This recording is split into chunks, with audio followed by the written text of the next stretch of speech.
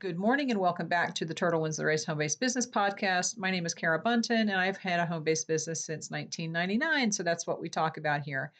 And one of the things that I am not doing this year, and I've taken the year off from posting on Instagram and Facebook with any regularity.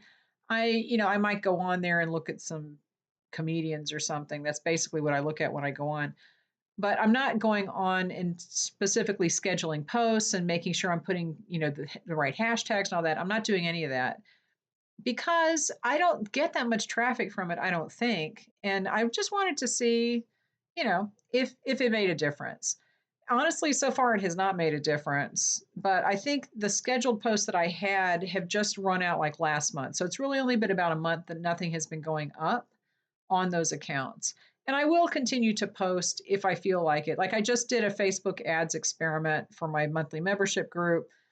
So I was posting for about a week, but I'm not going to do it anymore because I don't want to. I don't like posting on that kind of social media where there's a feed that moves because you post something and it's gone. It's gone in an hour, in 24 hours, it's gone. People see other things. The feeds move. They're not necessarily going to go and search for your stuff. So the likelihood of somebody finding you through search if they are looking at a post that's not like right today is very low. I like a good search engine. I don't like feeds. Okay, so the social media that I choose to use to promote my business is obviously Google, Yahoo, Bing, all the general search engines. I try to get ranked in there for different search terms. And that has its own complications because like right now Google is doing another massive update and it's just moving the search results around. It's crazy. But as long as I know that the foundational SEO that I have on my website is fine and it's solid and it tells Google what my site is about, then I will show up for searches when people are shopping on Google. So I love that. I also like YouTube because it's another search engine and YouTube is owned by Google. So I haven't been putting a whole lot of effort into my cake channel recently, but I'm going to start some more. And I am doing some other projects too that kind of relate to baking. I'm going to start working on my cake channel a little bit more. But I like YouTube because number one, it does show up in Google search results. Google likes to show videos for certain searches. And it's a good way to give people who would never find you otherwise the chance to find you because you can keyword things and you can be found for searches if the title of your video hits what they're looking for, and people can find your business pretty easily. And just the way that the YouTube algorithm works, it will show your business to people who have never heard of you if they're interested in the same type of thing. So I like YouTube because it's a search engine. And I also love Pinterest. And that's the thing that I'm doing this year. Like, I'm all in on Pinterest for my social media marketing. When I'm scheduling stuff on social media, it's Pinterest. And Pinterest isn't really social, which is another thing that I like about it. Not being so, I don't like going on, social media and having to respond to everybody and be real chatsy. That's not my personality. And I have other things to do. I just don't want to do that. You don't have to do that on Pinterest. You do have to have some knowledge of the way that the Pinterest SEO system works, how the search works. And it's not just search though, they do have a smart feed, but it works very similarly to the YouTube algorithm where it will show you things that are related to things that you have interacted with already or that you have, responded to, you've liked it or whatever, you've saved it. And Pinterest looks for those cues to show you more things like that.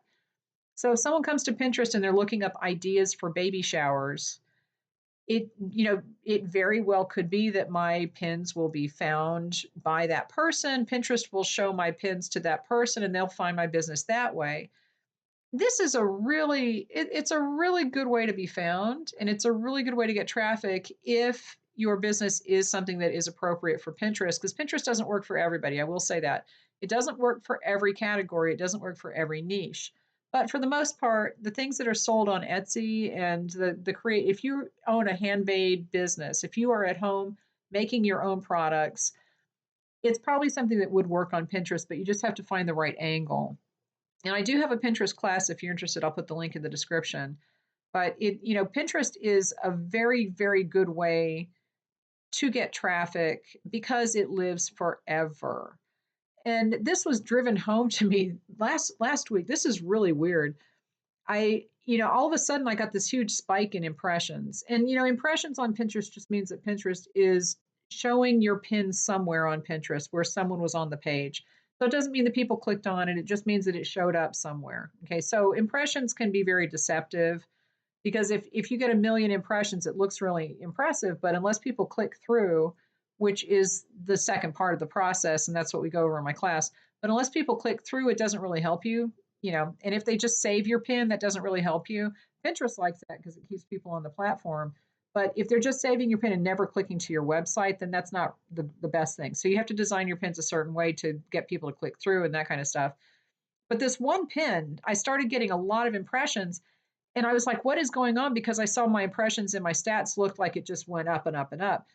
And I went to look, and it was a pin that I had pinned 12 years ago. This is a pin from 2012. And all it was a picture of a cake that I had made.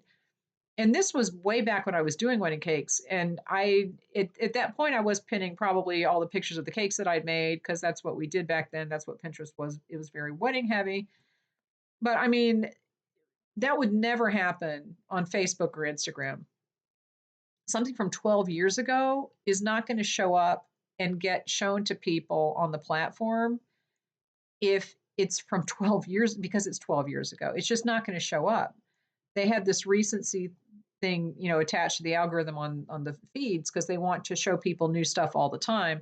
They're not going to go back 12 years and find something, but that can happen on Pinterest. And it takes a long time for pins to get into the system and really start to get spread around. And in general, I would say that the pins that I have that perform the best and get the most clicks to my website are 1 to 2 years old at least, if not 12. I mean, the 12 was an outlier, but it just reinforced it to me that that is something that can happen. And the same thing happens on YouTube where I don't post that much on my cake channel. And if I do post something, it's usually just a short product video. And a lot of times if I do a video for my Etsy shop or my website, it's just the 8 to 15 minute product videos. I'll post that on YouTube with a link to the product on my website and people actually watch it. It gets shown in the shorts feed because they're short. And people actually do watch those because they react to them. They give it a little thumbs up, they leave a comment. It's very interesting to me, but it works because YouTube shows people things that are related to the interest, like the videos that they've already watched and the interest that they have. And they can figure that out based on your activity on YouTube. So, you know, I would say that if you're going to experiment with social media and you have not used Pinterest, I would definitely use Pinterest. And I do want to say, and YouTube also. YouTube is a little more time intensive if you want to actually make videos. But like I said, I've been posting my product videos, and that they do get attention. I don't know why, because it's a little 8-second video of some wafer paper butterflies, but people watch it. Okay. Now, these are the categories on Pinterest that are the top categories that Pinterest shows people and are the most interacted with. Okay, so the first one is home decor. If you sell anything that is home decor related, you can get activity from Pinterest. You can get traffic there. And a lot of it is trying to figure out the angle, like I said. Like, you're not going to go, the worst thing you can do on Pinterest is just to go and post from Etsy and click to that little share button on Etsy or on your website. It's the same thing. Click and say share to Pinterest. And then you're like, I pinned a pin. No, you didn't. You just repeated it. There's a whole thing about claiming websites and that kind of stuff, but don't do that. That's just a waste of your effort. People in general are not going to click through on that, and Pinterest isn't going to show it to people because it doesn't work that way. All right, but if you have home decor in your shop, yeah, you can get traffic from Pinterest. You have to do it the right way, but you can definitely get traffic from Pinterest. All right, the second category that's big on Pinterest is crafts and DIY. I think that we all probably have something to say about that. If you make things in your home and sell them, you have content that you can make and post on Pinterest. And the thing that I do see people say, and this has some legitimate points, is that people on Pinterest just want to DIY it and they don't want to buy things. That is absolutely not true. And Pinterest right now is going whole hog on the shopping. Pinterest considers itself a shopping platform. And it really is. Even though people might go to Pinterest and save things now, they come back and they buy later. So Pinterest is there for people to save pins for planning and getting ideas. And if you are active on the platform, then you will get traffic and you will probably make sales from Pinterest. I have a couple people in my class who are in the verified merchant program, which is very complicated to get set up. I can't get it set up because my website is on GoDaddy and GoDaddy sucks for that. And even though I have all the codes in the right place, Pinterest says we can't find it. So I'm just like, whatever. But I know that people who are in my program have the verified merchant little blue check. And if you have that, you can see what sales are made on your, from your website when the traffic from Pinterest goes to your website, and they're making sales. And one person said that somebody sent her a message and said, I found you on Pinterest and your stuff is beautiful. So people do shop on Pinterest. They plan things, they see things they like, they're looking for inspiration, they're looking for ideas. If you sell craft kits or any kind of supplies, you should be on Pinterest. That's it. And also YouTube, but that does get into the tutorial aspect, and that's a little more complicated. But Pinterest definitely is good for that. Okay. The next category on Pinterest that's good is food and drink. That's great for me because I do cake decorations. And so I can kind of straddle the crafts and the food categories and kind of do some, you know, combination pins for that, that kind of target that kind of thing. The next category is fashion.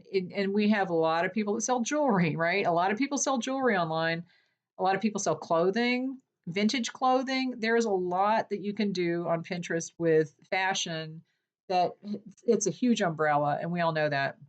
And then the fifth largest one is travel, which probably isn't something that we're doing. But if you sell passport covers or you sew things that like luggage tags, I've seen Etsy shops recently that do that. Yeah, you could definitely hit on that niche also, and that's a big category on Pinterest. So I would say that if you do not take advantage of search engines, and if all you do is focus on the social media that has feeds and that moves, and your post is gone in 24 hours because nobody looks past that, you really need to reevaluate because 12 years ago I posted a pin that suddenly Pinterest decided to show. I don't know why. I don't know what happened, but it suddenly decided to show it. And the interesting thing also, I'm not sure if I mentioned this at the beginning, is that I went to look for that pin today to see what it's doing and it's gone. It's not even in my stats. So like for the space of a week, it was being shown like crazy and now I don't even see it. So I'm going to have to go and investigate that a little bit further. Pinterest is crazy, but it will show things from years gone by. And the foundation that you build on Pinterest and on YouTube is going to pay off in the future, as opposed to just having it drop away down the chute because it's 24 hours old. And we all know that is so yesterday and nobody wants to see it. Right. And, it is the same thing on YouTube. I will get comments on videos that I posted, 5 years ago, so people are still watching them. I don't know how accurate they are anymore, but it does happen. But yeah, I would, if you have not given thought to whether you're feeding the feed or feeding a search engine, I would give that some thought because search engines are a lot longer as far as their lifespan goes. Feeds go real fast. That's all. Okay. I will talk to you later. Leave me any questions, and I will put the link to my Pinterest class in the description of the video. You don't have to take it. I do have some tutorials on Pinterest on my tutorials channel, so I'll link that channel in the description also. But yeah, Pinterest is great. Yeah, do it. Okay, I'll talk to you later.